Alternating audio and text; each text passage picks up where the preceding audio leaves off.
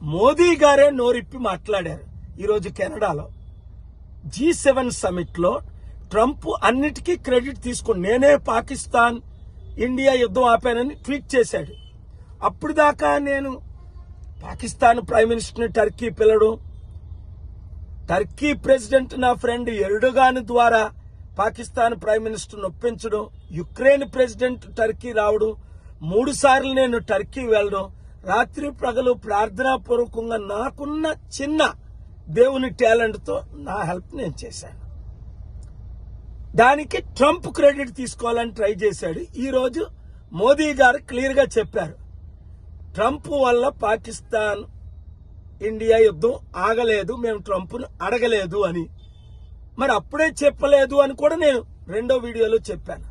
ఈరోజు మోదీ గారు కరేజియస్గా అది చెప్పినందుకు, అయితే మేము మా ఛానల్ ద్వారా ఆపామని చెప్పారే గాని ఇలాగా డాక్టర్ కేఏ పాల్ గారు టర్కీ వెళ్లారు, పాకిస్తాన్ ప్రైమ్ మినిస్టర్ని పిలిపించారు, శాంతిదూతగా ఆయన వాడుకుంటాము మేము అని చెప్పకపోవడం నా క్రెడిట్ అవసరం లేదు.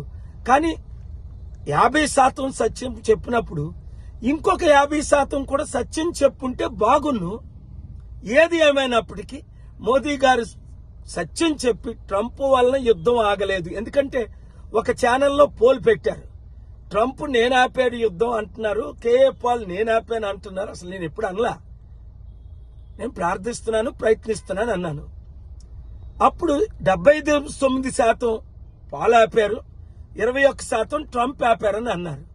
కానీ ఇప్పుడు 100% ట్రంప్ ఆపలేదు అంటే మీ ప్రార్థనలు, మీడియా వారి ద్వారా మీరు చేసిన కృషి, అలాగే నాకు దేవుడిచ్చిన అవకాశం, టర్కీ ప్రెసిడెంట్ ద్వారా పాకిస్తాన్ ప్రైమ్ మినిస్టర్ కన్విన్స్ చేయడం, ఇప్పుడు ఇజ్రాయెల్ ఇరాన్ యుద్ధం ఆపడానికి ప్రయత్నాల్లో ఉన్నాం. దాని గురించి కూడా ప్రార్థించండి.